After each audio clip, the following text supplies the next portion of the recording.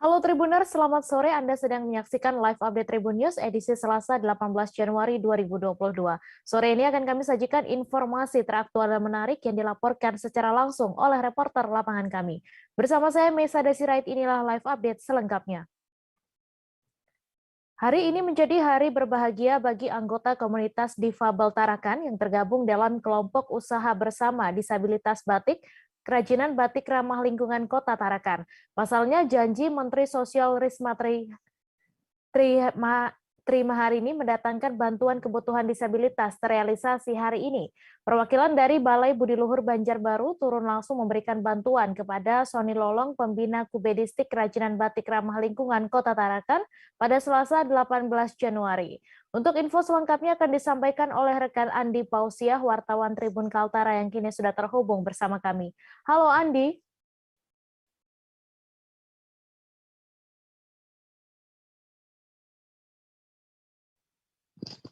Ya, halo rekan Mei. Iya, Andi, silakan dengan informasi Anda bisa diceritakan bagaimana akhirnya anggota Kubedistik di Tarakan menerima alat bantu.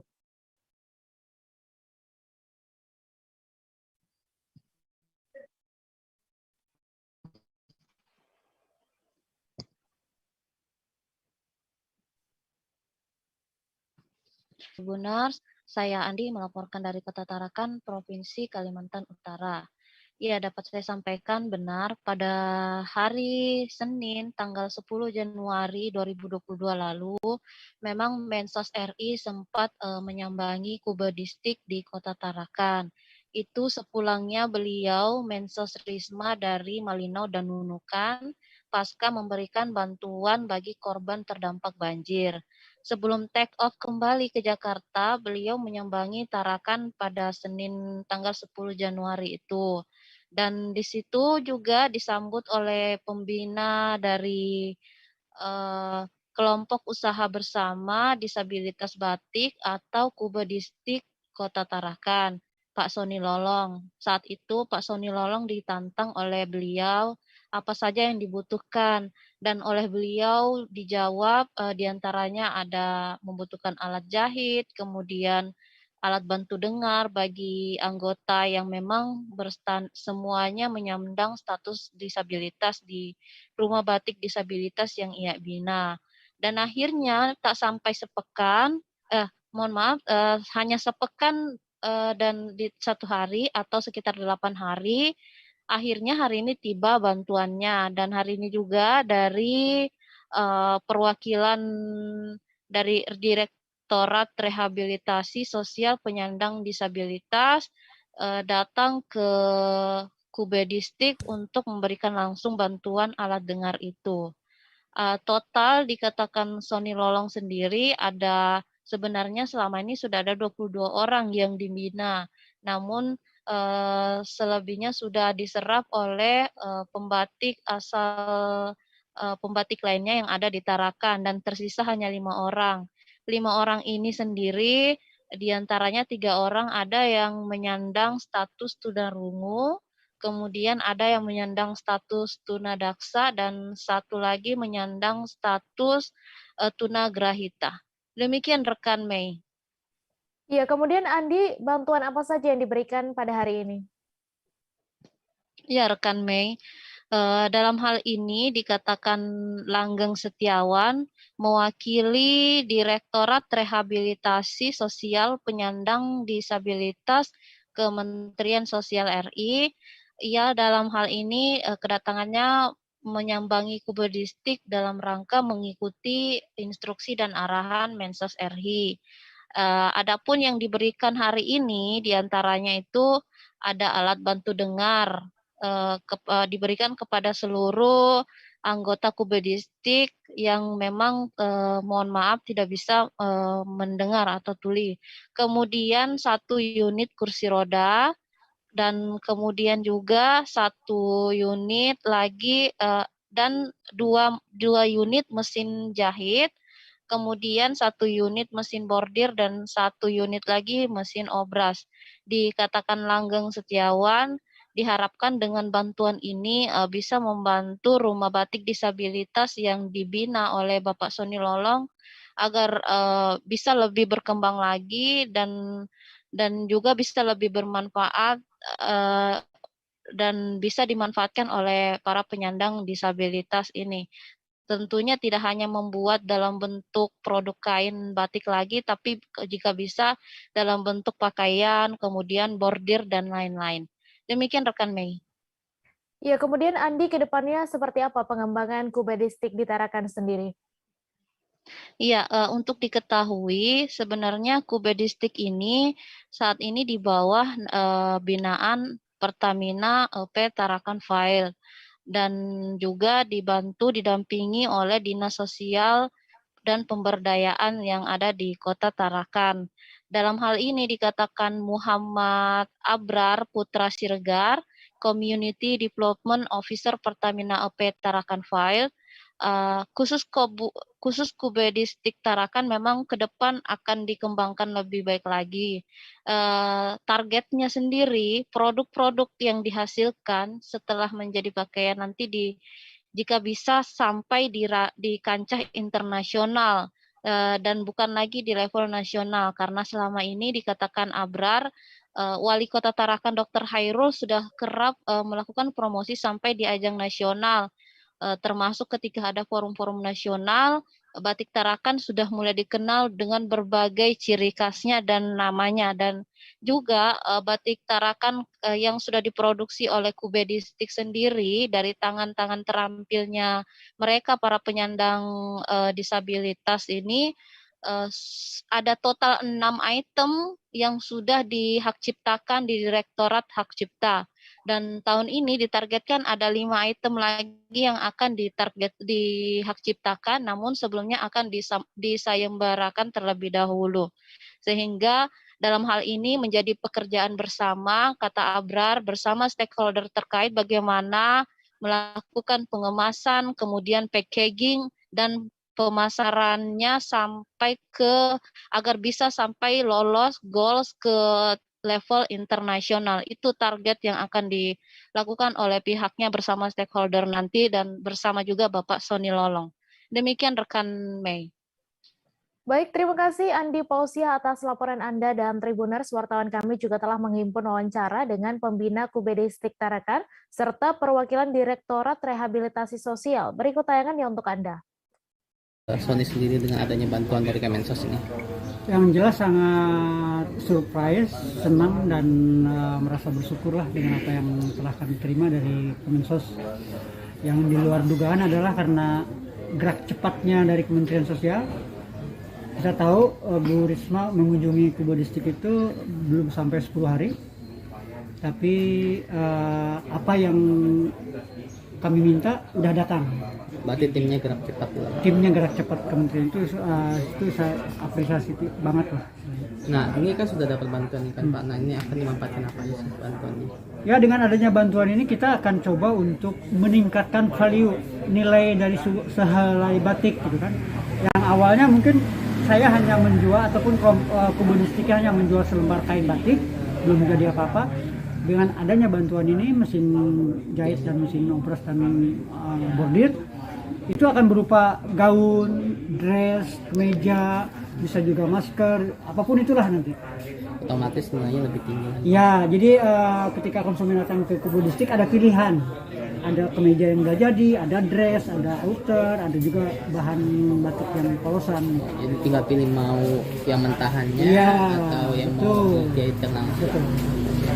Dalam hari ini Selasa 18 Januari 2022 kami dari Kementerian Sosial menindaklanjuti arahan dari Ibu Menteri Sosial untuk pemberian bantuan bagi kelompok usaha bersama disabilitas batik atau Kubedistik Kota Tarakan, yaitu berupa 2 buah mesin jahit, satu unit mesin obras, 1 unit mesin bordir, dan juga alat bantu aksesibilitas bagi para disabilitas seperti kursi roda, satu buah kursi roda, dan juga alat bantu dengar. Intinya kehadiran dari Kementerian Sosial ini bisa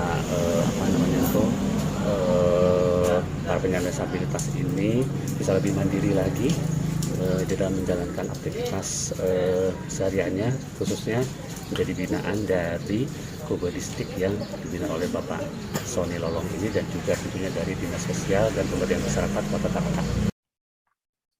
Puluhan titik aliran sungai dan kolong di berbagai kecamatan di Belitung saat ini masih menjadi pemantauan Dinas Lingkungan Hidup Kabupaten Belitung. Rata-rata kondisi kualitas air di sungai dan kolong di Belitung ini masih di angka 50 hingga 70 indeks standar yang ditetapkan peraturan pemerintah nomor 22 tahun 2021. Untuk mengetahui lebih detailnya sudah bergabung bersama kami rekan jurnalis Pos Belitung, Disa Ariandi, yang akan menyampaikan laporannya. Halo Disa. Halo rekan Mei. Ya, Disa, silakan dengan informasi Anda, ada berapa titik aliran sungai dan kolong yang menjadi pantauan Dinas Lingkungan Hidup Kabupaten Belitung? Baik, Tribuners, bisa dilaporkan Dinas Lingkungan Hidup Kabupaten Belitung sudah melakukan pemantauan di aliran titik sungai dan kolong yang ada di Kabupaten Belitung. Menurut Kepala Bidang Pengendalian dan Pencegahan serta Kerusakan Lingkungan Dinas Lingkungan Hidup Kabupaten Belitung, Lutfi Alfian, sudah melakukan pemantauan dan melakukan uji laboratorium terhadap sungai dan kolong di Belitung. Terdapat 57 titik aliran sungai dan kolong. Dari puluhan sungai dan kolong itu, ada 14 titik sungai yang memenuhi baku mutu dan 43 titik lainnya tidak memenuhi baku mutu. Sehingga dikategorikan rata-rata kondisi sungai dan kolong di Belitung tercemar. Namun kategori tercemar tersebut adalah kategori ringan. Begitu rekan Mei. Ya, kemudian dari 57 titik tersebut bagaimana kategorinya dan apakah sumber air yang tercemar ringan itu bisa direkomendasikan untuk penggunanya? Baik, Mei, bisa dilaporkan untuk kategori air tersebut tercemar ringan dari hasil dari hasil uji laboratorium 8 parameter seperti yang dinilai, yaitu COD, BOD, suhu keluar, dan indeks pencemaran. Kemudian juga untuk aliran sungai, sumber air baku tersebut sangat bisa digunakan, namun untuk keperluan pertanian, perkebunan, budidaya ikan air tawar, dan keperluan lainnya yang disyaratkan. Begitu rekan Mei. Ya, kemudian dapat Anda sampaikan apa penyebab air tersebut tercemar dan bagaimana upaya pemulihannya? Baik, rekan Mei, bahwa bisa dilaporkan penyebab dari pencemaran sungai dan kolong itu karena ada indikasi aktivitas pada bagian hulu sungai, yaitu aktivitas pertambangan timah maupun aktivitas lainnya yang menyebabkan aliran sungai itu menjadi tercemar. Begitu rekan Mei. Ya, kemudian informasinya sumber PDAM juga ikut tercemar. Lalu apakah masih bisa digunakan sebagai sumber air baku? Baik rekan Mei, bisa dilaporkan betul sekali bahwa sumber air baku PDAM Kabupaten Belitung juga ikut tercemar dari beberapa kolong ataupun sumber air baku PDAM ataupun perusahaan Perumda Batu Mentas ini memang tercemar, namun kategorinya kategori ringan. Dari 6 sumber air baku PDAM, hanya 4 kolong yang memenuhi baku mutu, sedangkan 4 sisanya tidak memenuhi baku mutu. Begitu rekan Mei. Baik, terima kasih Disa Ariandi atas laporan Anda. Selamat bertugas kembali. Terima kasih. Kita beralih ke informasi selanjutnya, Tribuners. Beberapa unit kendaraan bermotor berplat merah milik pemerintah Kabupaten Tanah Laut, Kalimantan Selatan, Mangkrak, dan Kusam. Kendaraan bermotor tersebut berada di lingkungan kantor Badan Pengelola Keuangan dan Aset Daerah setempat di kawasan Jalan Ahmad Syairani Pelaihari dengan jumlah yang lumayan banyak.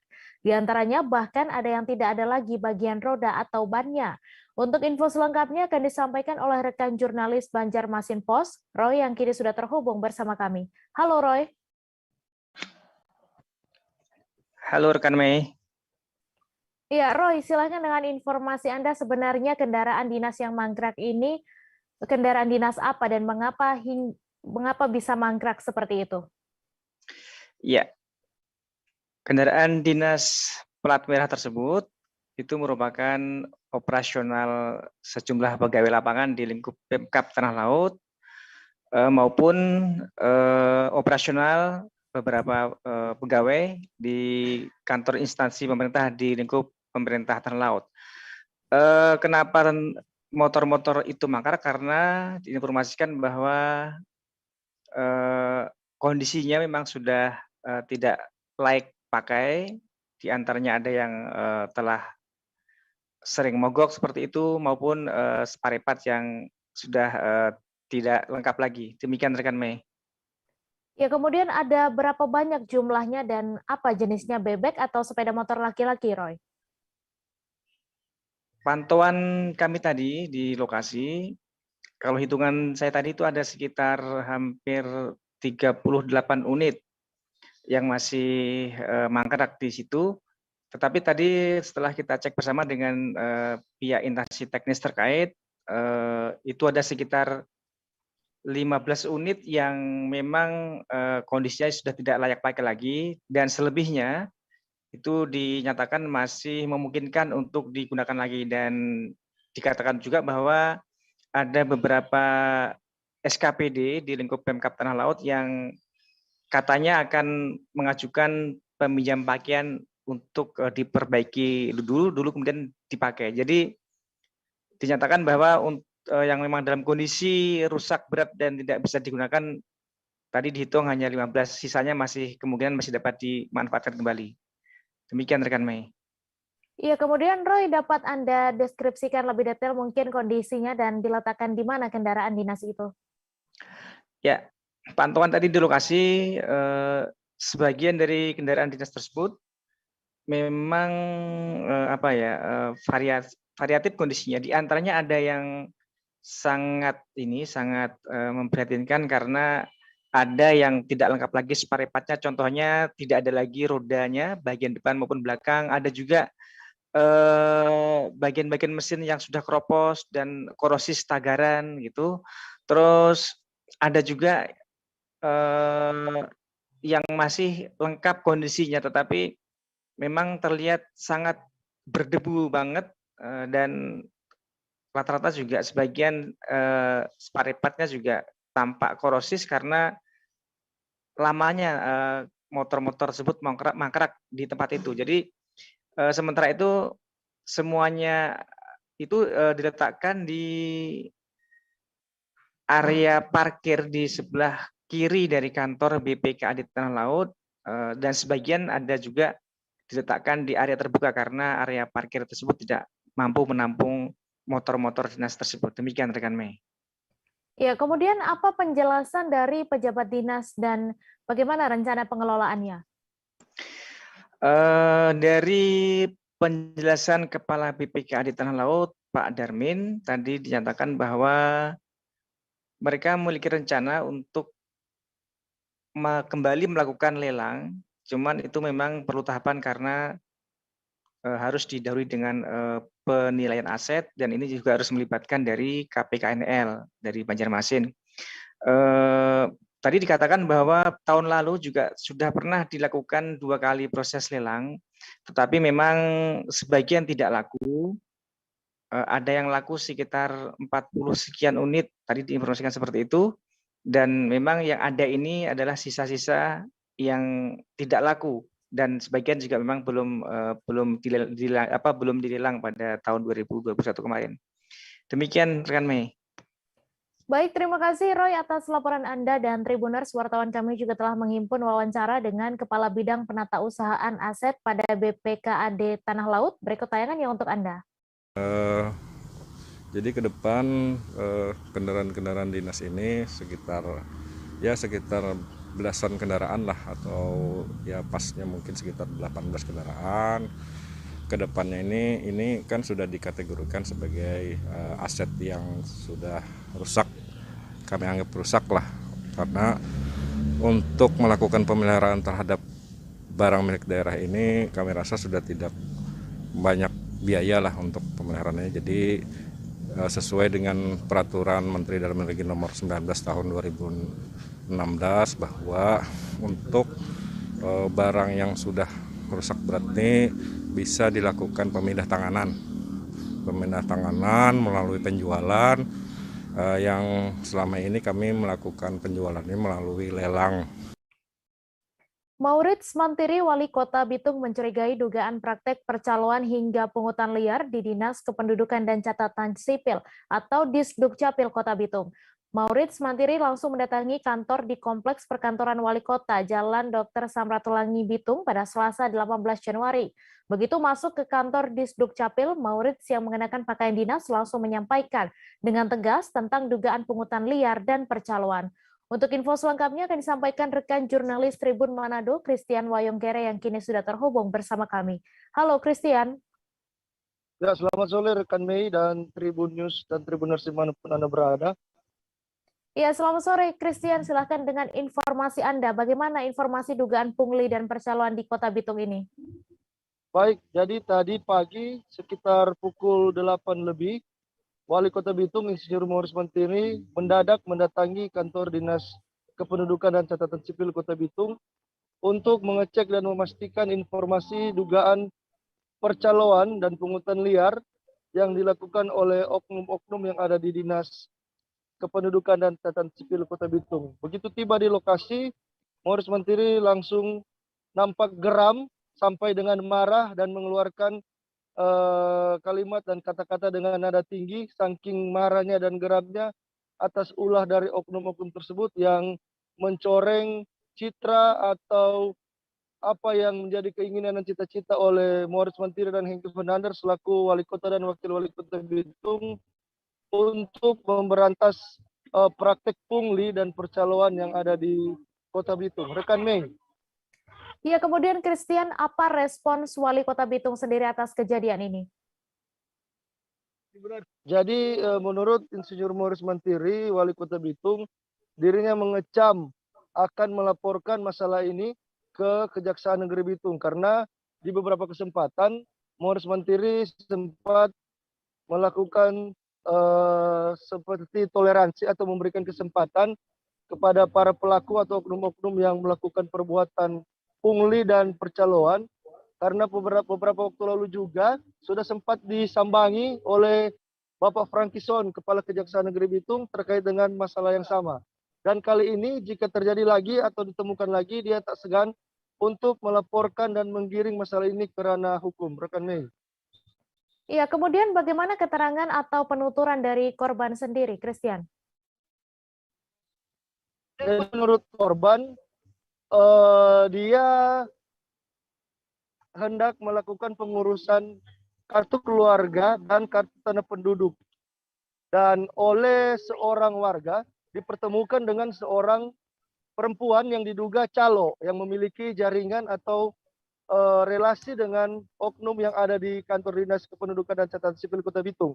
Di sana dia dimintai uang 1 juta rupiah untuk kepengurusan KK, kartu keluarga atau dan KTP. Dan peristiwa itu terjadi pada hari Rabu pekan lalu. Pembayaran 1 juta rupiah tunai diserahkan kepada oknum calo oleh korban. Dan pada hari Kamisnya kartu keluarga langsung terbit. Kemudian pada hari Senin kemarin korban diminta untuk kembali datang ke kantor Dinas Kependudukan dan Catatan Sipil Kota Bitung untuk melakukan perekaman dan sempat dimintai uang senilai 200.000. Namun setelah atau sesaat akan mengurus, nomor telepon dari oknum calo tersebut tidak aktif. Dan keterangan atau pengakuan dari staf yang ada atau kepala atau jajaran yang ada di Dinas Kependudukan dan Catatan, mereka mengelak bahwa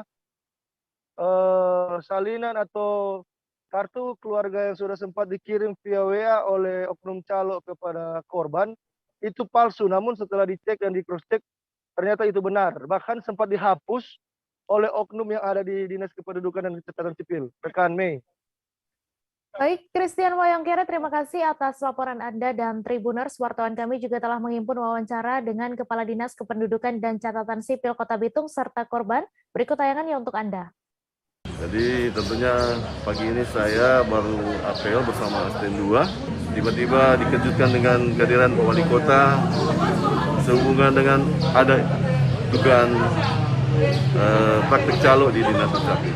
Memang ini menjadi masalah dari sejak dulu, sejak saya masuk ke sini ini menjadi masalah selalu tentang calo. Sehingga langkah-langkah yang kami ambil adalah semua pelayanan sini gratis, tidak perlu biaya. Dan untuk saat ini yang terbaru, dalam rangka mendekatkan pelayanan kepada masyarakat tidak perlu datang ke Capim, cukup datang di kelurahan, sudah bisa diproses dokumen-dokumennya, ya. Dokumen-dokumennya terus lewat kelurahan, otomatis meminimasi juga biaya daripada masyarakat tersebut. Saat ini juga sudah ada ADM, Anjungan Dukcapil Mandiri di 3 titik. Titik pertama di Mall Pelayanan Publik, titik kedua di Kelurahan Petusungan, dan titik ketiga ada di Kelurahan Winenet 1. Masyarakat sebenarnya tinggal pesan lewat WA, nanti akan diberikan password dan bisa dicetak sendiri. Di lokasi itu ya, tidak perlu ke sini. Tidak perlu datang di Capil, masyarakat sudah bisa cetak sendiri. KTP, KIA, dan dokumen akta-akta. Kami akan kembali seusai jeda sejenak, saudara, tetap di live update. Oke, apa kabar Bang Ariski di sini untuk strateginya? Kalau saya sendiri di Jumip 37 ini yang semalam baru mulai, saya udah hitam. Sebenarnya aku nggak ngerasa itu penangkapan atau penggerebegan atau apapun itu. Karena gini loh, posisinya aku kriteria. Jadi kita mengenal disebut dengan stroke yang tidak berdarah dengan stroke yang berdarah. Stroke yang tidak berdarah itu biasanya ditandai dengan adanya penyumbatan. Kalau itu terjadi di sini mungkin pikirnya tidak ke situ kali ya, tapi kalau di Korea atau di Kamboja itu ada beberapa paper yang saya itu mas, ya dulunya tukang koran. Oh gitu ya. Tukang koran. Ya saya baca ya Pak. Tuh kan pernah baca kan? Ya. Jadi kalau saya jadi pangdam itu udah bersyukur banget. Si anak ini dijadikan sebagai tersangka begitu. Ya kalau ini kita bicara yang di luar kasus Sebongombo ya. Dengan nama hujan shower, di mana terdapat batas jelas antara daerah hujan dan tidak hujan yang biasanya terjadi pada fase awal mature stage atau tahap berbahaya itu Kang. Jadi mulai artinya terjadinya perlembekan. Nah itu untuk penetrasi akan sulit gitu ya. Dok saya ini menurut saya memang tidak mudah, bukan urusan tanah diambil. Kalau misalnya Amerika Serikat sekarang, Rasulullah mengatakan dalam sebuah hadis bahwa berpuasa di 6 hari Syawal itu. Oke, apa kabar Bang Ariski di sini untuk strateginya? Kalau saya sendiri di Jumip 37 ini yang semalam baru mulai, saya udah hitam. Sebenarnya aku nggak ngerasa itu penangkapan atau penggerebegan atau apapun itu. Karena gini loh, posisinya aku kriteria. Jadi kita mengenal disebut dengan stroke yang tidak berdarah dengan stroke yang berdarah. Stroke yang tidak berdarah itu biasanya ditandai dengan adanya penyumbatan. Kalau itu terjadi di sini mungkin pikirnya tidak ke situ kali ya, tapi kalau di Korea atau di Kamboja itu ada beberapa paper yang saya itu mas, ya dulunya tukang koran. Oh gitu ya. Tukang koran. Ya saya baca ya Pak. Tuh kan pernah baca kan? Ya. Jadi kalau saya jadi pangdam itu udah bersyukur banget. Si anak ini dijadikan sebagai tersangka begitu. Ya kalau ini kita bicara yang di luar kasus Sebongombo ya. Dengan nama hujan shower, di mana terdapat batas jelas antara daerah hujan dan tidak hujan yang biasanya terjadi pada fase awal mature stage atau tahap berbahaya itu Kang. Jadi mulai artinya terjadinya perlembekan. Nah itu untuk penetrasi akan sulit gitu ya. Dok saya ini menurut saya memang tidak mudah, bukan urusan tanah diambil. Kalau misalnya Amerika Serikat sekarang, Rasulullah mengatakan dalam sebuah hadis bahwa berpuasa di 6 hari Syawal itu. Oke, apa kabar Bang Ariski di sini untuk strateginya? Kalau saya sendiri di Jumip 37 ini yang semalam baru mulai, saya udah hitam. Sebenarnya aku nggak ngerasa itu penangkapan atau penggerebegan atau apapun itu. Karena gini loh, posisinya kriteria. Jadi kita mengenal disebut dengan stroke yang tidak berdarah dengan stroke yang berdarah. Stroke yang tidak berdarah itu biasanya ditandai dengan adanya penyumbatan. Kalau itu terjadi di sini mungkin pikirnya tidak ke situ kali ya, tapi kalau di Korea atau di Kamboja itu ada beberapa paper yang saya itu mas, ya dulunya tukang koran. Oh gitu ya. Tukang koran. Ya, saya baca itu Pak. Tuh kan, pernah baca kan? Ya. Jadi kalau saya jadi Pangdam itu udah bersyukur banget. Si anak ini dijadikan sebagai tersangka begitu. Ya, kalau ini kita bicara yang di luar kasus Sebongombo ya. Dengan nama hujan shower, di mana terdapat batas jelas antara daerah hujan dan tidak hujan yang biasanya terjadi pada fase awal mature stage atau tahap berbahaya dewasa. itu Kang. Jadi mulai artinya terjadinya perlembekan. Nah itu untuk penetrasi akan sulit. Gitu ya. Dok, saya ini menurut saya memang tidak mudah. Bukan urusan tanah diambil. Kalau misalnya Amerika Serikat sekarang, Rasulullah mengatakan dalam sebuah hadis bahwa berpuasa di 6 hari Syawal itu. Terima kasih Anda masih menyaksikan live update. Sekelompok warga melakukan aksi protes saat pengukuhan Raja Asilulu Maluku berlangsung. Atas terjadinya kegaduhan tersebut, Ketua Panitia Pengukuhan Adat Upulatu Negeri Asilulu Maluku, Muhammad Bahrum, menyampaikan permohonan maaf. Untuk info selengkapnya akan disampaikan rekan jurnalis Tribun Ambon, Dedi Aziz, yang kini sudah terhubung bersama kami. Halo, Dedi.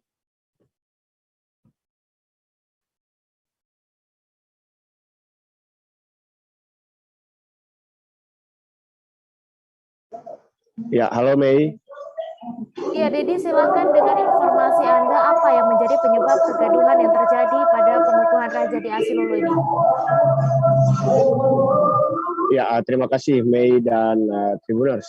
Memang dapat kami laporkan bahwa kemarin telah dilangsungkan pengukuhan adat Raja atau biasa disebut dengan bahasa lokal yakni Upulatu, Raja Negeri Asilulu, Kabupaten Maluku Tengah di Maluku.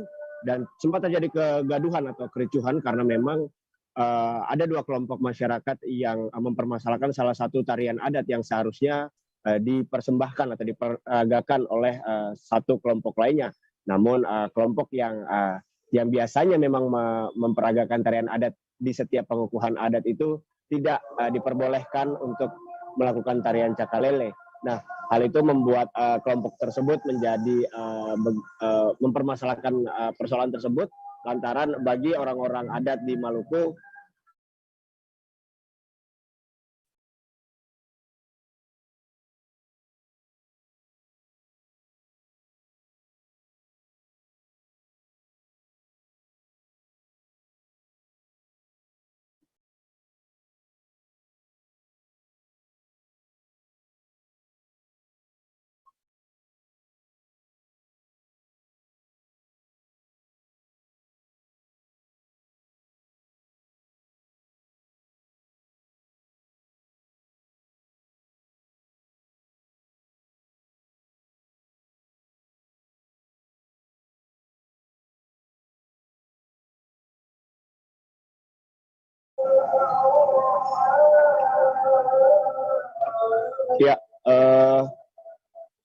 ya, Mei dan Tribuners, mohon maaf tadi ada kesalahan jaringan sedikit. Saya lanjutkan.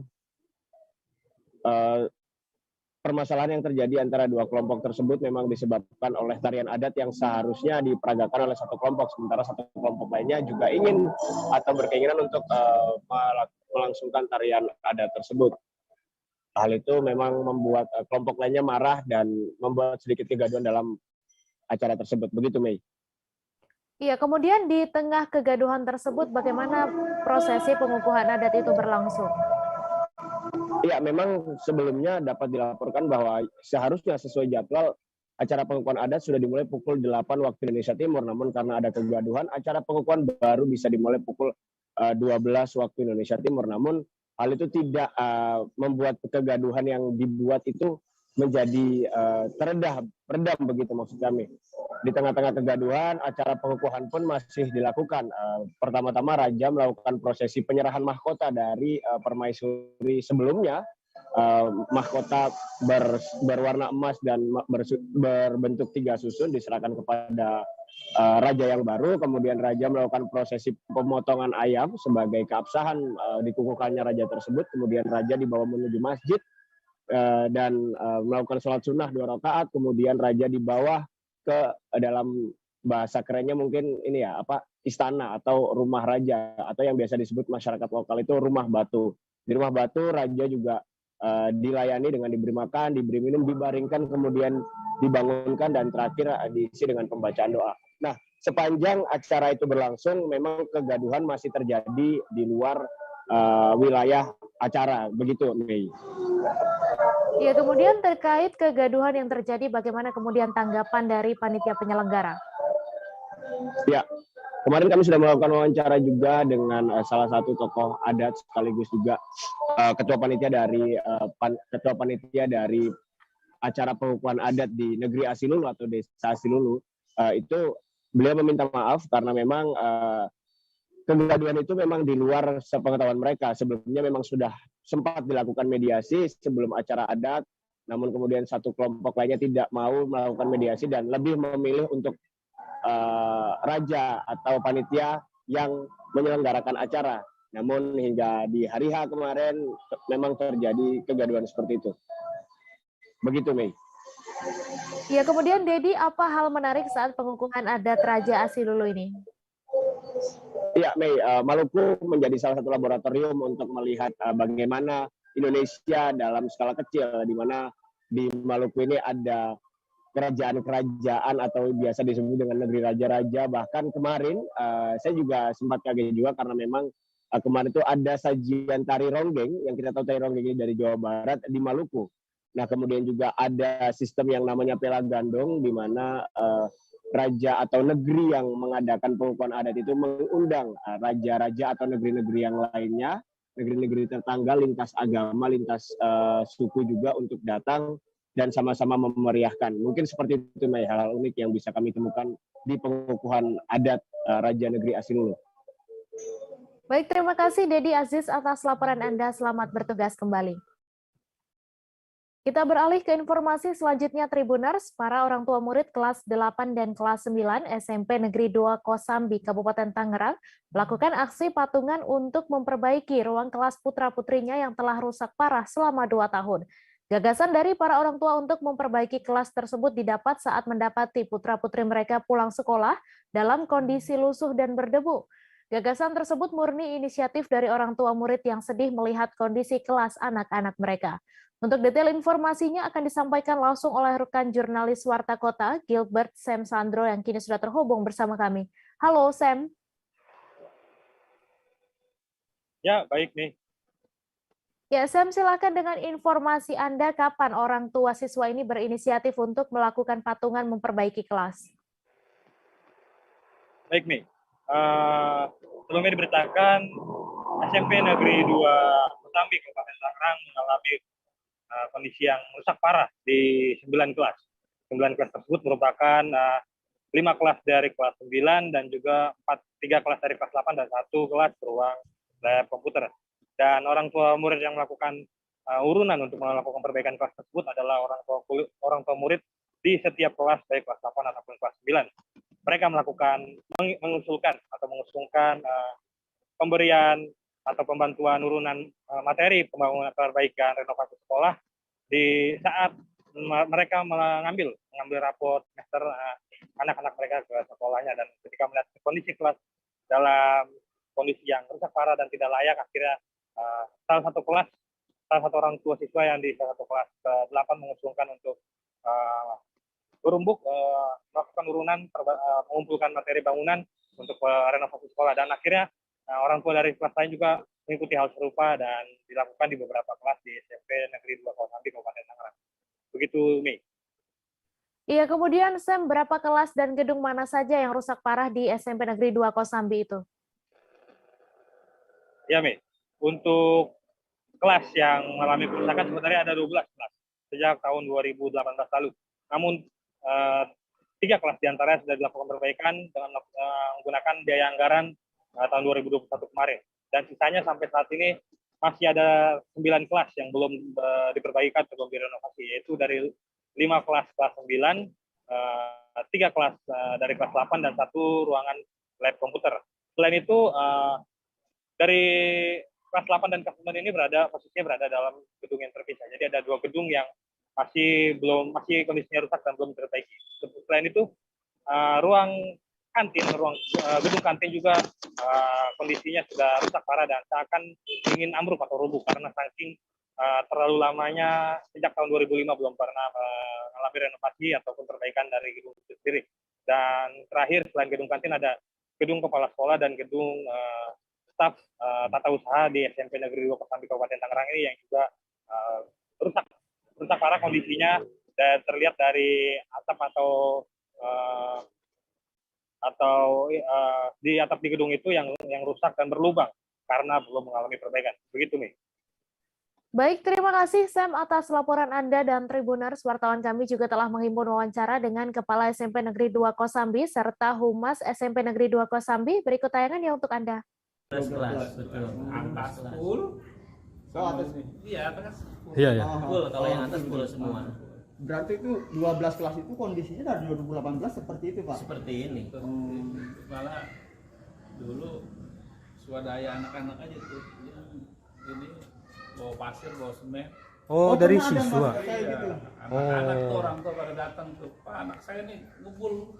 Dia bilang kan gitu. Oh, gitu. Sampai seperti itu gitu. Ya. Jadi kalau mereka kan kalau ngambil rapat kan ngeliat tuh. Iya, iya. Pak, ini ngebul banget, Pak. Ngebul diapain lagi? Urunan lah ibaratnya, urunan Pak. Patungan, ya. Patungan. Urunan. Urunan pun urusan orang tua. Iya. Sekolah enggak. Bukan sampai segitunya, Pak ya. Inisiatif orang tua gitu ya, Pak. Kita sekolah enggak malah. Iya. Yang ini sendiri gitu. Selain kelas ada lagi nggak Pak gedung-gedung atau bangunan yang udah rusak seperti itu? Ini kita targetnya kantin sama ruang kepala sekolah dan TU. Polda Metro Jaya memeriksa 2 terlapor kasus pencemaran nama baik Haris Azhar dan Fathia Maulidiyanti di Polda Metro Jaya pada Selasa 18 Januari. Keduanya dipanggil sebagai saksi dalam kasus yang dilaporkan oleh Menteri Koordinator Bidang Kemaritiman dan Investasi Luhut Binsar Panjaitan. Sebelumnya, Haris dan Fathia dijemput oleh penyidik di Treskrimsus Polda Metro Jaya di kediamannya pada pukul 8 pagi tadi. Untuk detail informasinya akan disampaikan langsung oleh rekan jurnalis Tribun News, Fandi Permana, yang kini sudah terhubung bersama kami. Halo, Fandi. Halo, baik. Selamat sore dan juga Tribun News dimanapun Anda berada. Ya, selamat sore Fandi. Silahkan dengan informasi Anda bisa dijelaskan bagaimana kronologi penjemputan penyidik Polda Metro Jaya ke kediaman Haris Azhar dan Fathia Maulidiyanti ini. Ya, baik. Dapat kami laporkan langsung dari Polda Metro Jaya Jakarta bahwa pada hari ini, Selasa 18 Januari 2022, dijadwalkan pemeriksaan terhadap Direktur Lokataru yang juga menjadi aktivis HAM, Haris Azhar, dan juga Koordinator Kontras Fathia Maulidiyanti oleh penyidik di Treskrimsus Polda Metro Jaya. Pemanggilan keduanya sebelumnya telah dilakukan penjemputan oleh penyidik pada pukul 8 pagi tadi, dan informasinya juga beredar luas, terutama di kalangan media dan juga media sosial, bahwa keduanya dijemput paksa oleh penyidik di Treskrimsus untuk menghadiri pemeriksaan oleh penyidik. Keduanya juga telah dijadwalkan pemeriksaan sebanyak 2 kali pada tanggal 23 Desember 2021 dan juga tanggal 3 Januari 2022. Namun dalam 2 kali pemanggilan itu keduanya tidak bisa menghadiri pemanggilan penyidik. Lalu bagaimana proses pemeriksaan kasus yang telah memasuki tahap penyidikan di Polda Metro Jaya ini?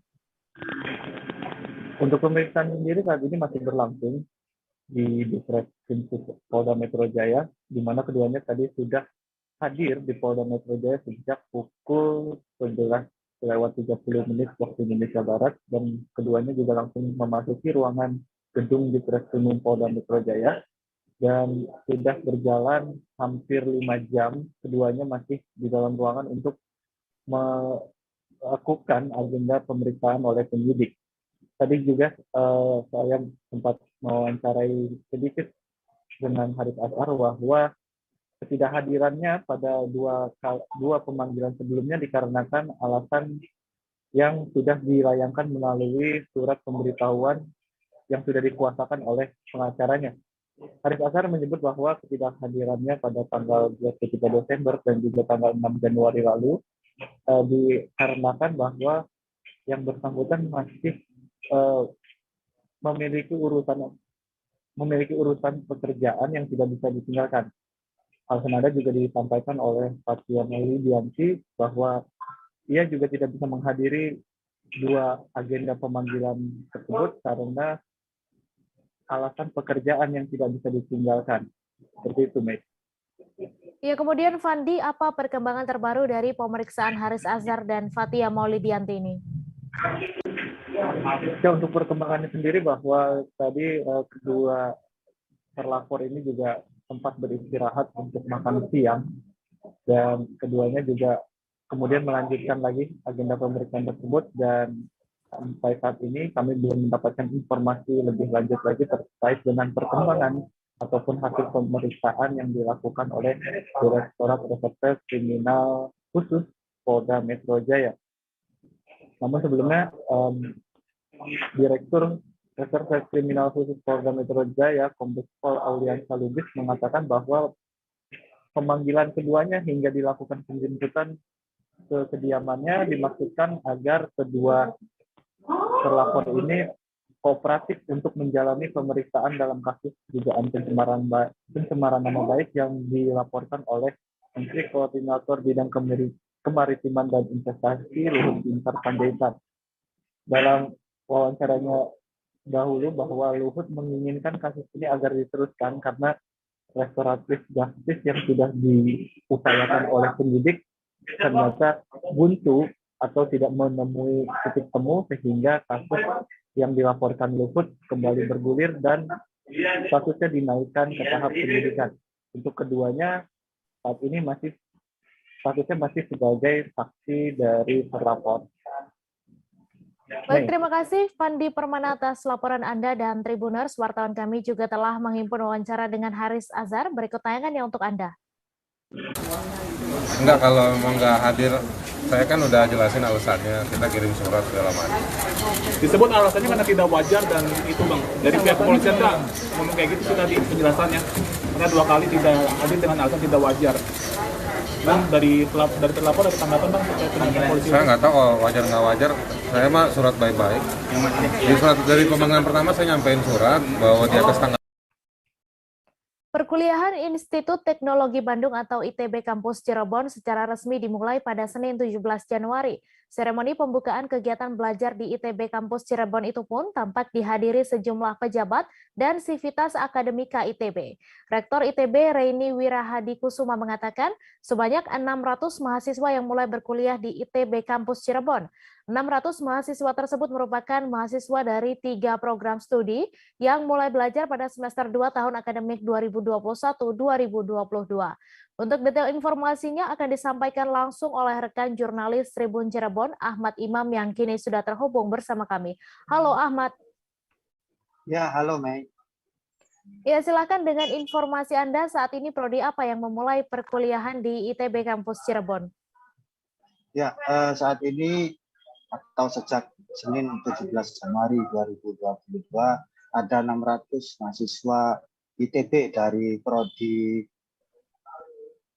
Perencanaan Wilayah dan Kota, prodi Teknik Industri, dan prodi Kria yang mulai berkuliah di ITB Kampus Cirebon. Sebelumnya para mahasiswa tersebut berkuliah di ITB Kampus Jatinangor.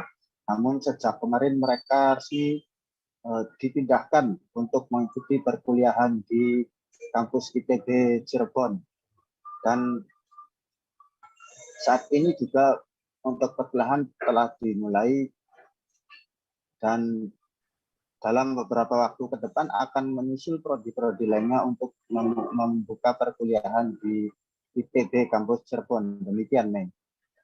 Iya, kemudian bagaimana rencana pengembangan ITB sendiri untuk ke depannya? Ya, saat ini ITB Kampus Cirebon berdiri di atas lahan seluas 30 hektar di wilayah Kecamatan Arjawinangun, Kabupaten Cirebon. Dan dari luas tanah tersebut ada 2 bangunan yang telah selesai dan siap digunakan untuk perkuliahan. 2 bangunan itu adalah gedung multifungsi A dan gedung multifungsi B. Dan rencananya pembangunan ITB Kampus Cirebon juga akan terus dilanjutkan sehingga dapat menampung 10.000 mahasiswa ITB untuk mengikuti perkuliahan di kampus Cirebon. Dan dari Rektor ITB sendiri menyampaikan bahwa pengembangan kampus ITB Cirebon akan mengikuti kondisi dan situasi di wilayah Cirebon. Bahkan direncanakan keberadaan ITB kampus Cirebon juga akan mendukung keberadaan segitiga rebana yang dicanangkan Pemprov Jawa Barat untuk memajukan sektor perekonomian di wilayah Cirebon dan sekitarnya. Demikian, Mei. Ya, kemudian apa tanggapan pemerintah daerah sendiri dengan dibukanya perkuliahan di ITB kampus Cirebon ini?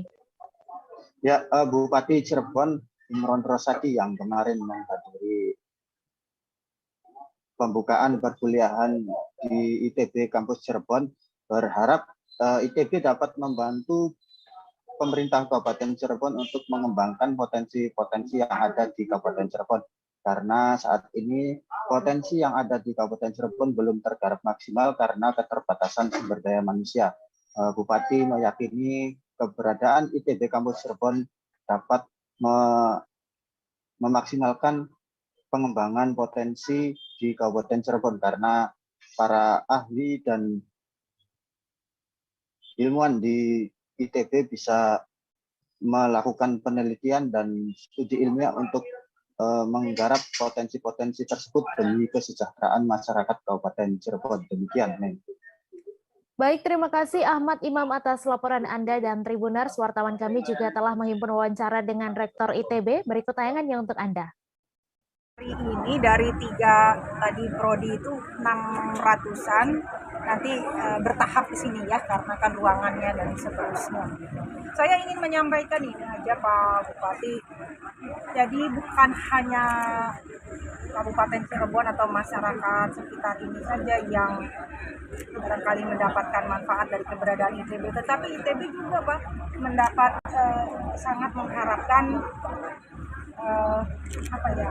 kan kita ini harus belajar dua arah ya.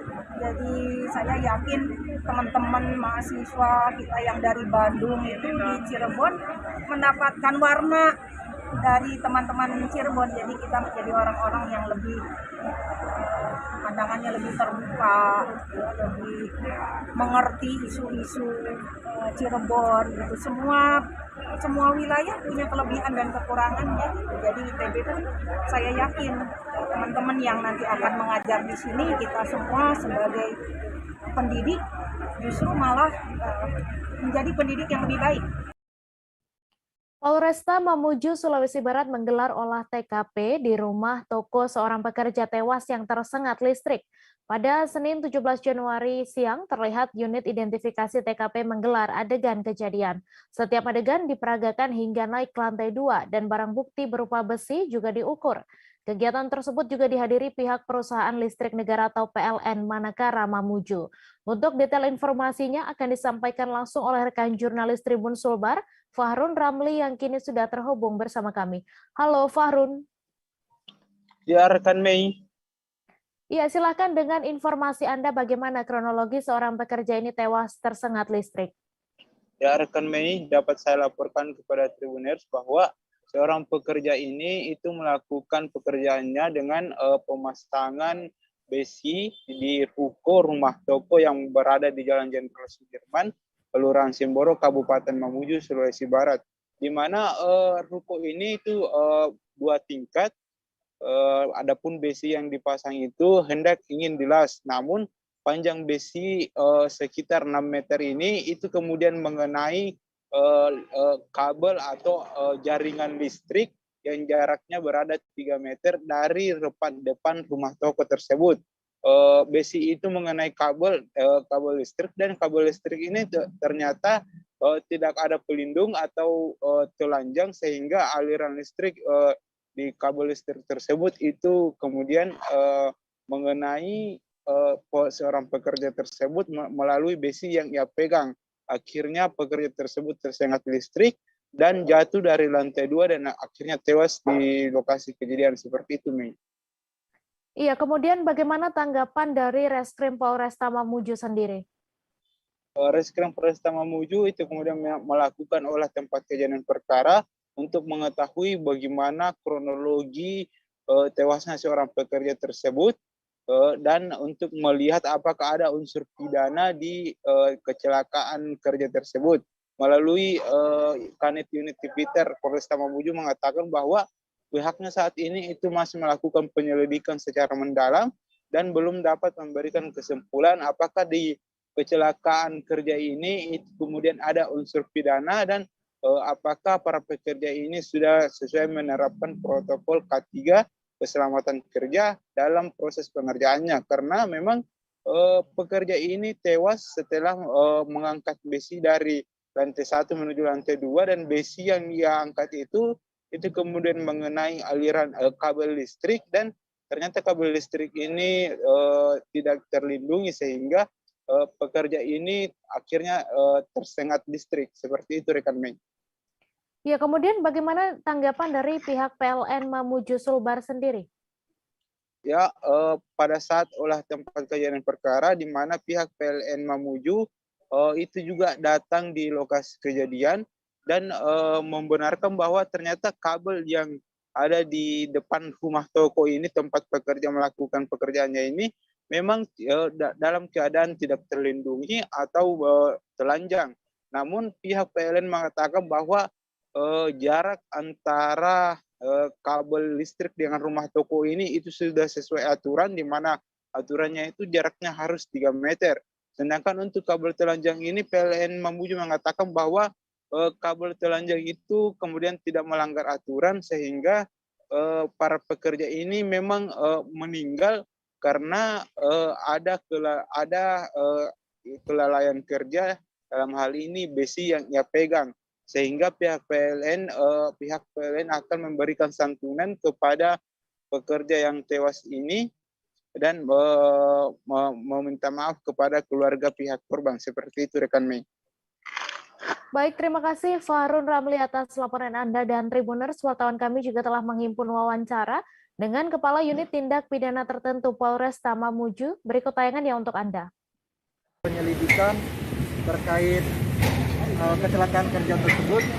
Untuk hasil penyelidikannya akan kami laporkan kepada pimpinan. Untuk hasilnya itu nanti pimpinan Polres langsung yang menyampaikan ke pihak media. Jadi untuk rekan-rekan wartawan mohon bersabar dulu. Hasil lidik ini akan kami segera laporkan ke pimpinan dan nanti akan dilanjutkan ke media. Kalau reka adegannya Pak, berapa adegan tadi Pak? Untuk reka adegan sendiri nanti masih dalam proses, belum bisa kami sampaikan. Nanti dari pihak pimpinan Polres sendiri yang menyampaikan. Tadi bahasanya Pak Kapolres langsung aja sama kanitnya gitu. Iya betul, tapi dalam hal ini kan masih dalam rangka penyelidikan Pak. Jadi harap bersabar sebentar. Nanti juga kami kan ada berbagai pihak, baik dari pihak identifikasi, pihak penyidik, dan pihak lapangan lagi mengumpulkan bucket. Nanti apapun hasilnya itu kami laporkan ke pimpinan dan pimpinan menyampaikan ke awak media. Nama lengkap. Kalau nama lengkap siapa? Nama lengkapnya kita. Oh, nama lengkap saya Ibda Hafim Rasidin, SPRK, jabatan selaku PS Kanit Tipiter Polresta Mamuju. Tribuners, kami masih akan menyajikan informasi menarik untuk Anda. Seusai jeda sejenak, tetap di Live Update. Oke, apa kabar Bang Ariski di sini untuk strateginya? Kalau saya sendiri di Jumip 37 ini yang semalam baru mulai, saya udah sebenarnya aku nggak ngerasa itu penangkapan atau penggerebegan atau apapun itu. Karena gini loh, posisinya aku kriteria. Jadi kita mengenal disebut dengan stroke yang tidak berdarah dengan stroke yang berdarah. Stroke yang tidak berdarah itu biasanya ditandai dengan adanya penyumbatan. Kalau itu terjadi di sini mungkin pikirnya tidak ke situ kali ya. Tapi kalau di Korea atau di Kamboja itu ada beberapa paper yang saya itu Mas, ya, dulunya tukang koran. Oh gitu ya. Tukang koran. Ya, saya baca ya Pak. Tuh kan pernah baca kan? Ya. Jadi kalau saya jadi Pangdam itu udah bersyukur banget. Si anak ini dijadikan sebagai tersangka begitu. Ya, kalau Ini kita bicara yang di luar kasus Sebongombo ya. Dengan nama hujan shower, di mana terdapat batas jelas antara daerah hujan dan tidak hujan yang biasanya terjadi pada fase awal mature stage atau tahap berbahaya itu Kang. Jadi mulai artinya terjadinya perlembekan. Nah itu untuk penetrasi akan sulit. Gitu ya. Dok, saya ini menurut saya memang tidak mudah. Bukan urusan tanah diambil. Kalau misalnya Amerika Serikat sekarang, Rasulullah mengatakan dalam sebuah hadis bahwa berpuasa di 6 hari Syawal itu. Oke, apa kabar Bang Arif di sini untuk strateginya? Kalau saya sendiri di Jumip 37 ini yang semalam baru mulai, saya udah sebenarnya aku nggak ngerasa itu penangkapan atau penggerebegan atau apapun itu. Karena gini loh, posisinya aku kriteria. Jadi kita mengenal disebut dengan stroke yang tidak berdarah dengan stroke yang berdarah. Stroke yang tidak berdarah itu biasanya ditandai dengan adanya penyumbatan. Kalau itu terjadi di sini mungkin pikirnya tidak ke situ kali ya. Tapi kalau di Korea atau di Kamboja itu ada beberapa paper yang saya itu Mas, ya, dulunya tukang koran. Oh gitu ya. Tukang koran. Ya, saya baca itu Pak. Tuh kan pernah baca kan? Ya. Jadi kalau saya jadi Pangdam itu udah bersyukur banget. Si anak ini dijadikan sebagai tersangka begitu. Ya kalau ini kita bicara yang di luar kasus Sebongombo ya. Dengan nama hujan shower, di mana terdapat batas jelas antara daerah hujan dan tidak hujan yang biasanya terjadi pada fase awal mature stage atau tahap berbahaya itu Kang. Jadi mulai artinya terjadinya perlembekan. Nah itu untuk penetrasi akan sulit. Gitu ya. Dok, saya ini menurut saya memang tidak mudah. Bukan urusan tanah diambil. Kalau misalnya Amerika Serikat sekarang, Rasulullah mengatakan dalam sebuah hadis bahwa berpuasa di 6 hari Syawal itu. Oke, apa kabar Bang Arif di sini untuk strateginya? Kalau saya sendiri di Jumip 37 ini yang semalam baru mulai, saya udah sebenarnya aku nggak ngerasa itu penangkapan atau penggerebegan atau apapun itu. Karena gini loh, posisinya kriteria. Jadi kita mengenal disebut dengan stroke yang tidak berdarah dengan stroke yang berdarah. Stroke yang tidak berdarah itu biasanya Terima kasih Anda masih menyaksikan live update. Partai Nasdem membuka posko pengaduan kekerasan seksual di setiap kantor Dewan Pimpinan Wilayah atau DPW Nasdem di seluruh Indonesia. Peresmian pembukaan posko pengaduan kekerasan seksual dilakukan di kantor DPW Partai Nasdem DKI Jakarta pada Selasa 18 Januari. Hadir dalam kegiatan tersebut antara lain Wakil Ketua MPR RI Lestari Murdijat dan Ketua DPP Partai Nasdem Bidang Perempuan dan Anak Amelia Anggraini selaku penanggung jawab program. Untuk detail informasinya akan disampaikan langsung oleh rekan jurnalis Tribun News, Laras Satidia Utami yang kini sudah terhubung bersama kami. Halo Laras. Ya, selamat sore Mei. Selamat sore Laras, silakan dengan informasi Anda bisa dijelaskan kegiatan apa yang sedang berlangsung ini. Oke, baik. Jurnalis Laras Satidia Utami melaporkan langsung dari lokasi peresmian pembukaan posko pengaduan kekerasan seksual yang dilakukan di kantor DPW Partai Nasdem DKI Jakarta. Jadi siang tadi baru saja dibuka secara resmi posko pengaduan kekerasan seksual yang dibuka oleh Wakil Ketua MPR RI Lestari Murdijat di 34 provinsi DPW Nasdem di seluruh Indonesia. Acara ini juga dihadiri Ketua DPP Partai Nasdem Bidang Perempuan dan Anak Amelia Anggraini selaku penanggung jawab program dan dihadiri oleh perwakilan kader Partai Nasdem dari seluruh Indonesia. Iya, kemudian apa urgensi Partai Nasdem sendiri membuka posko pengaduan kekerasan seksual ini, Laras? Oke, menurut Ketua DPP Partai Nasdem, Amelia Anggraini, posko ini adalah bentuk komitmen Partai Nasdem untuk masyarakat, terutama penyintas kekerasan seksual dan korban, untuk diberikan dukungan dan advokasi terkait kekerasan seksual yang ia alami. Amelia juga mengatakan catatan tahunan Komnas Perempuan bahwa sejak tahun 2008 hingga tahun 2019 kasus kekerasan seksual itu naik 800%. Angka ini bahkan bertambah di tahun 2020 hingga 2021 dan belum ada tanda-tanda penurunan. Ini yang membuat Partai Nasdem berinisiatif untuk membuka posko pengaduan kekerasan seksual di setiap kantor DPW di seluruh Indonesia. Ya, kemudian sementara itu dalam kegiatan ini apa yang disampaikan oleh Wakil Ketua MPR RI Lestari Murdijat? Oke, tadi Wakil Ketua MPR RI Lestari Murdijat mengabarkan bahwa DPR RI telah menetapkan rancangan undang-undang tindak pidana kekerasan seksual sebagai RUU inisiatif DPR di dalam sidang paripurna DPR pada Selasa 18 Januari ini. Walaupun belum disahkan, namun RUU ini menurutnya telah menapaki perjalanan panjang selama 12 tahun lebih sampai pada titik di mana bisa mulai melangkah sesuai yang diamanatkan untuk bisa membuat atau memulai proses agar bisa menjadi undang-undang. Wakil Ketua MPR juga berpesan agar kader Nasdem terus mengawal RUU TPKS ini sampai menjadi undang-undang bersama pemerintah untuk mewujudkan Indonesia yang aman dari kekerasan seksual. Baik, terima kasih Laras atas informasi Anda. Selamat bertugas kembali. Kita beralih ke informasi selanjutnya, Tribuners. Tim khusus anti bandit 308 Satreskrim Polresta Bandar Lampung membekuk 2 pelaku jambret.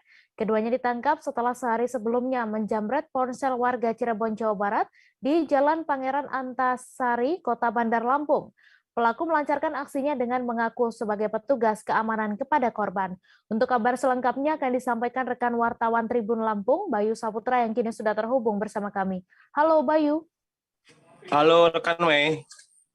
Ya Bayu, silakan dengan informasi Anda bagaimana kronologi penjambretan yang dilakukan oleh kedua pelaku ini.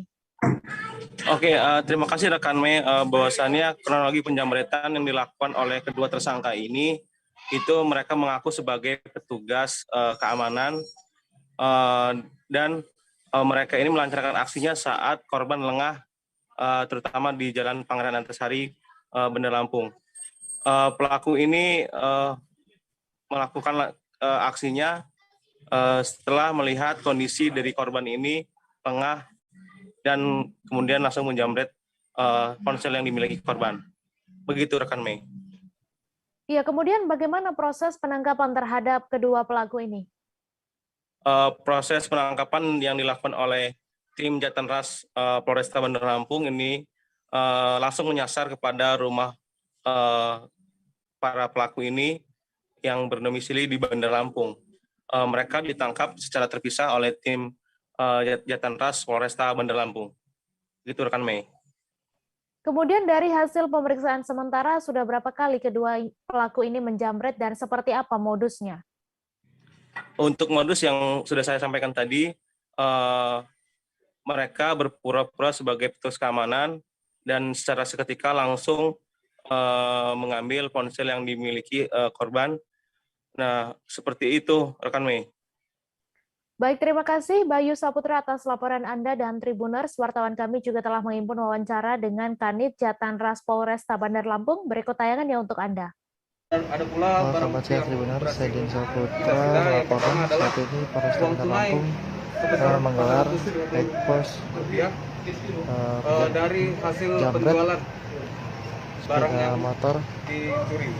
Kemudian juga ada motor Fit warna putih untuk sebagai alat untuk melakukan tindak pidananya. Kedua pelaku ini merupakan residivis atau seperti apa, Nak?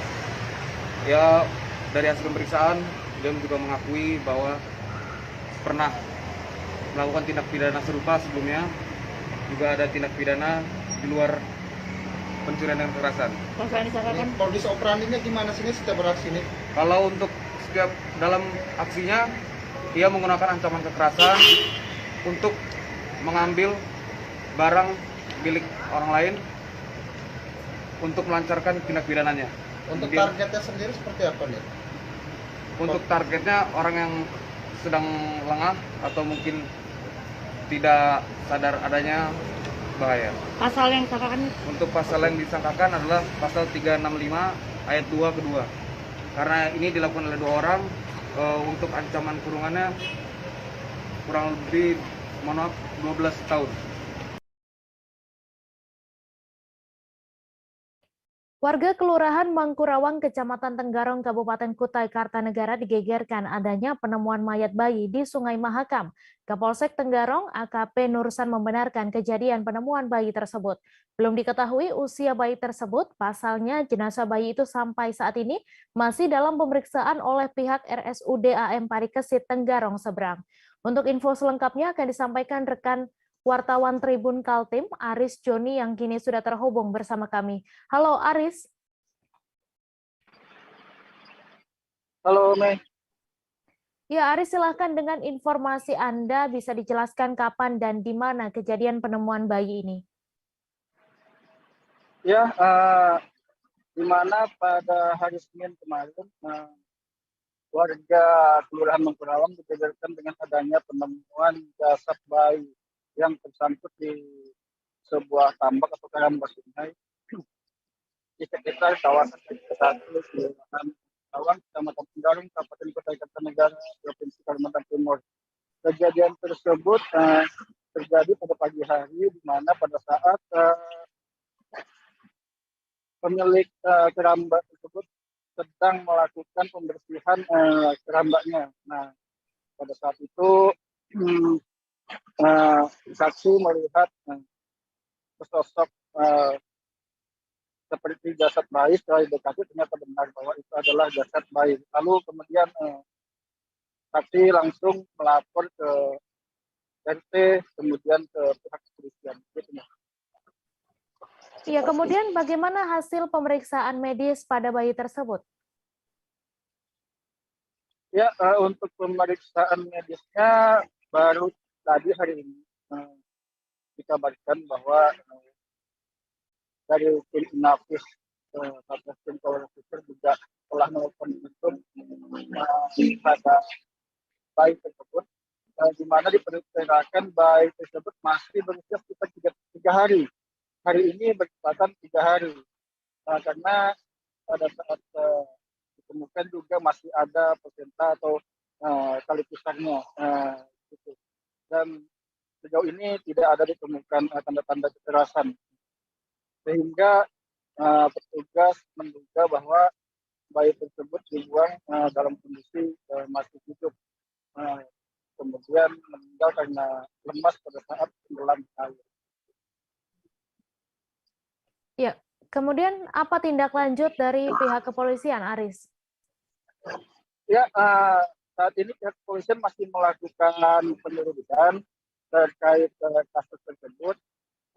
Pertama, pihak kepolisian memanggil para saksi-saksi untuk dimintai keterangan, kemudian olah TKP, dan selanjutnya akan mendalami perkara tersebut guna mencari tahu siapa sih pelaku pembuangan yang tega membuang bayi tersebut. Kemudian pihak kepolisian juga sedang mencari TKP awal di mana bayi tersebut dibuang seperti itu.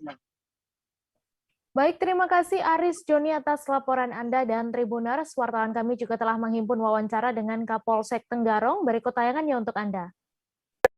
Informasi yang kita dapatkan tadi pagi sekitar pukul 10.30 WITA, kami dari Polsek sudah melakukan olah TKP tadi ya di Mangkurawang RT 1 di perairan sekitar jembatan ya. Memang benar bahwa tadi telah ditemukan satu mayat, diperkirakan masih bayi ya, namun sekarang umurnya masih dalam pemeriksaan oleh pihak rumah sakit Parikesit ya. Jadi sampai saat ini kita belum tahu berapa kira-kira umurnya, namun kalau jenis kelaminnya itu bisa dipastikan bahwa tadi perempuan ya, perempuan. Nah, kita tadi sudah melakukan upaya pencarian saksi di sekitar TKP, dan sekarang kita masih sedang melakukan penyelidikan ya, sedang mencari bukti-bukti lain ya terkait masalah peristiwa ini ya, peristiwa ini. Nanti rekan-rekan untuk perkembangan hasil penyelidikan nanti kita sampaikan lagi ya. Sampai saat ini masih pendalaman dari pihak penyidik Polsek Tenggarong. Kira-kira ada begitu ya. Awalnya ditemukan siapa? Tadi masyarakat yang di situ sedang melakukan pembersihan ya sampah di keramba itu, melihat ada seorang bayi ya kemudian langsung melaporkan kepada keluarganya dan keluarganya kepada Pak Ketua RT dan Ketua RT melaporkan ke Polsek Tenggarong. Kalau kondisi jasad itu masih lengkap kah atau gimana? Ada hari-harinya? Masih lengkap. Diperkirakan sudah lebih dari 24 jam. Kecelakaan lalu lintas menyebabkan korban jiwa dalam satu hari terjadi di Kabupaten Batanghari pada Minggu 16 Januari lalu. Ada 2 kejadian kecelakaan lalu lintas, pertama di wilayah Kecamatan Batin dan Kecamatan Muara Bulian di waktu yang berbeda. Insiden kecelakaan lalu lintas yang pertama menyebabkan 4 orang meninggal dunia, sementara pada insiden kecelakaan kedua diketahui 2 orang tewas yang merupakan ibu dan anak. Untuk info selengkapnya akan disampaikan rekan Musa Wira, wartawan Tribun Jambi yang kini sudah terhubung bersama kami. Halo Wira. Ya, halo rekan Mei. Iya, silakan dengan informasi Anda dapat dijelaskan apa yang menyebabkan kecelakaan ini terjadi. Ya, baik. Diinformasikan bahwa dalam satu hari, tepatnya pada hari Minggu, 16 Januari 2022 telah terjadi kecelakaan maut di wilayah Kabupaten Batanghari. Dalam hari Minggu itu ada 6 korban jiwa akibat kecelakaan maut di Kabupaten Batanghari. Untuk insiden pertama, kecelakaan maut pertama, yaitu di Jalan Lintas Muara Tembesi, Sawalangun, Desa Simpang Juluti, RT 05, di mana kecelakaan ini melibatkan antara mobil Daihatsu Sigra dan truk Fuso. Penyebab kejadian kecelakaan ini yang pertama itu diduga kedua kendaraan melaju dengan kecepatan tinggi, dan setibanya di TKP kendaraan truk Fuso ketika hilang kendali lalu saling bertabrakan dengan Daihatsu Sigra. Untuk diketahui bahwa di dalam mobil Daihatsu Sigra itu ada penumpang sekitar 6 orang. Untuk korban jiwa diketahui ada 4 orang dan ada 2 orang yang selamat dalam kejadian tersebut. Dan korban jiwa yang mengalami kecelakaan tersebut saat itu dibawa ke Puskesmas Durian Lucu di Kecamatan Tempat. Dan untuk diketahui selanjutnya insiden yang kedua itu di Jalan Lintas Tembesi Jambi, tepatnya di Kelurahan Serdadi. Pada kali ini korbannya yaitu seorang ibu dan anak. Pada saat pukul 16.30 itu ibu dan anak ini mengendarai sepeda motor bersama suaminya. Di saat hendak melintas ke arah Muara Tembesi, tiba-tiba ada truk yang bermuatan itu langsung menabrak bagian belakang, lalu terjatuh dan terlindas. Akibat kecelakaan itu diinformasikan ibu dan seorang anak perempuan yang masih berumur 2 tahun meninggal di lokasi. Begitu rekan Mei. Baik, kemudian melihat kejadian ini apa yang dilakukan oleh pihak kepolisian? Ya, baik. Berdasarkan informasi yang diperoleh bahwa berdasarkan kejadian ini pada hari Minggu 16 Januari 2022, Satlantas Polres Batanghari saat ini kemarin dan hari ini juga melakukan olah TKP di lokasi 2 perkara tersebut, dan hingga saat ini belum ada informasi terkini soal perkembangan atas kecelakaan tersebut. Namun diinformasikan bahwa di saat melakukan olah TKP, pihak kepolisian juga melakukan pemasangan imbauan di wilayah tersebut bahwa di wilayah ini atau di ruas jalan ini sering terjadi kecelakaan lalu lintas. Untuk itu pengendara roda 2 atau roda 4 agar tetap mengurangi kecepatan dalam berkendara, khususnya di jalur tersebut. Dan informasinya saat ini dan hari ini juga pihak kepolisian mendatangi lokasi kedua di Kelurahan Serdadi untuk melakukan olah TKP di lokasi tersebut. Begitu rekan Mei. Baik, terima kasih Musa Wira atas laporan Anda. Selamat bertugas kembali. Kita beralih ke informasi selanjutnya, Tribuners. Setelah terjadi kebakaran di sebuah rumah kosong di RT 18 RW 5 Batu Merah, Kecamatan Batu Ampar pada Senin 17 Januari.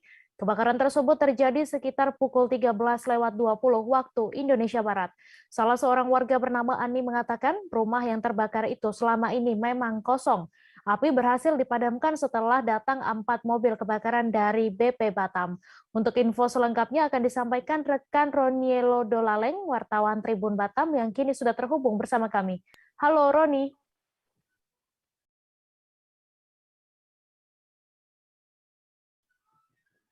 Ya, selamat sore rekan Mei.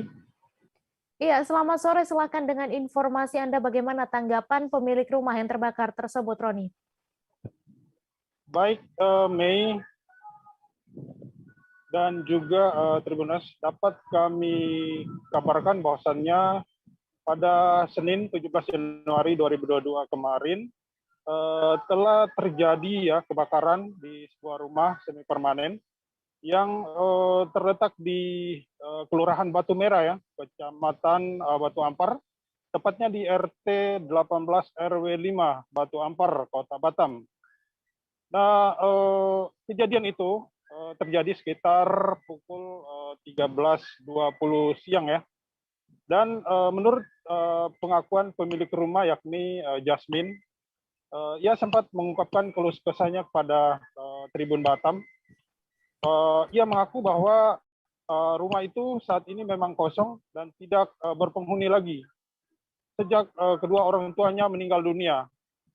Rumah beserta isinya ludes, ikut terbakar, dan saat kejadian ia sedang tidak ada di rumah ataupun berada di rumahnya yang letaknya cukup jauh dari rumah orang tuanya ini. Rumah yang dibangun sejak tahun 1983 tersebut menyimpan banyak kenangan ya bersama keluarga besarnya. Rencana juga rumah tersebut akan direnovasi dan dibuat sebagai rumah tapis, namun rencana tersebut sia-sia karena rumah pemilik ayahnya itu keburu terbakar. Demikian. Hey. Iya, kemudian berapa kerugian yang dialami atas peristiwa kebakaran ini? Iya, Mei, dari kebakaran ini, Jasmine tidak bisa memastikan kerugiannya, namun ia berandai-andai bahwa kerugian ini mencapai belasan juta rupiah. Dan pada saat kebakaran ini tidak ada korban jiwa dan semua barang-barang yang ada di dalam ikut hangus dilalap api. Begitu, Mei. Iya, Roni, kemudian pasca kebakaran rumah kosong tersebut, apakah sudah ada bantuan yang datang dari pemerintah setempat atau seperti apa? Baik, Mei. Sejak Selasa pagi atau sehari pasca kebakaran, dari hasil pantauan kami di tempat kejadian perkara, belum ada tanda-tanda ada bantuan yang datang. Namun menurut pengakuan warga setempat, kemarin sore hingga pagi tadi, ada beberapa petugas dari Kelurahan Batu Merah dan Kecamatan Batu Ampar yang datang ke lokasi untuk menyaksikan secara langsung akibat kebakaran tersebut. Demikian, Mei. Baik, terima kasih Roni atas laporan Anda. Selamat bertugas kembali. Informasi tadi sekaligus menutup perjumpaan kita dalam live update hari ini. Tribuners, lantaran masih di tengah pandemi, kami kembali mengingatkan untuk selalu menerapkan protokol kesehatan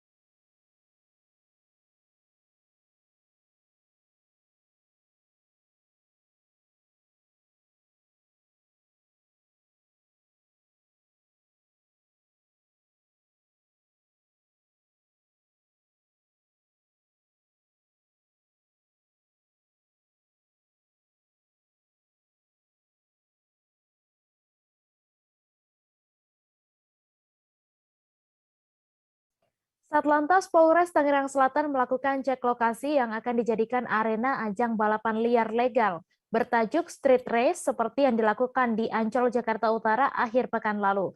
Polres Tangerang Selatan pun sudah melakukan survei lokasi tersebut yang berada di Jalan Green Boulevard BSD City, Kelurahan Pagedangan, Kecamatan Pagedangan, Kabupaten Tangerang.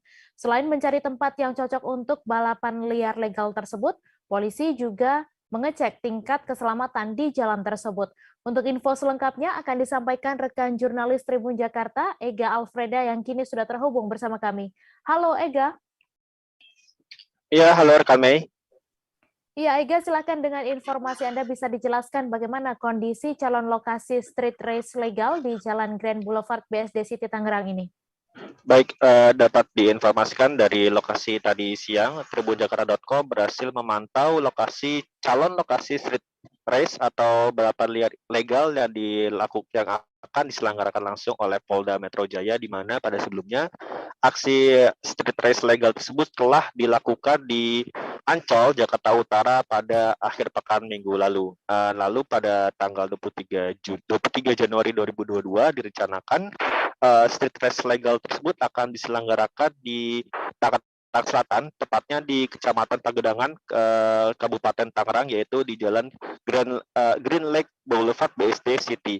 Dari pantauan Tribun Jakarta.com di lokasi tersebut memiliki lebar jalan sepanjang 400 meter dan memiliki panjang jalur sekira 800 meter saat Polres Tangerang Selatan mengecek pada Senin kemarin, tepatnya pada petang hari. Begitu, rekan Mei. Iya, kemudian sudah sejauh mana persiapan Polres Tangerang Selatan mempersiapkan lokasi tersebut untuk street race legal ini? Baik, dapat diinformasikan Satlantas Polres Tangerang Selatan sudah melakukan koordinasi dengan pemerintah setempat, yaitu pada Kecamatan Pagedangan, juga pada pemerintah Kabupaten Tangerang, juga beberapa komunitas joki atau biasa yang disebut dengan joki balap liar yang sekarang akan dilakukan secara legal dan terhadap aksi dan juga keadaan jalan di Green Boulevard BSD tersebut. Satlantas Polres Metro Tangerang Kota menganggap jalan tersebut sudah layak untuk dijadikan arena balap, karena memang sebelumnya arena tersebut sudah dilakukan beberapa kali uji coba untuk dilakukan balap resmi di beberapa tahun sebelum pandemi COVID-19.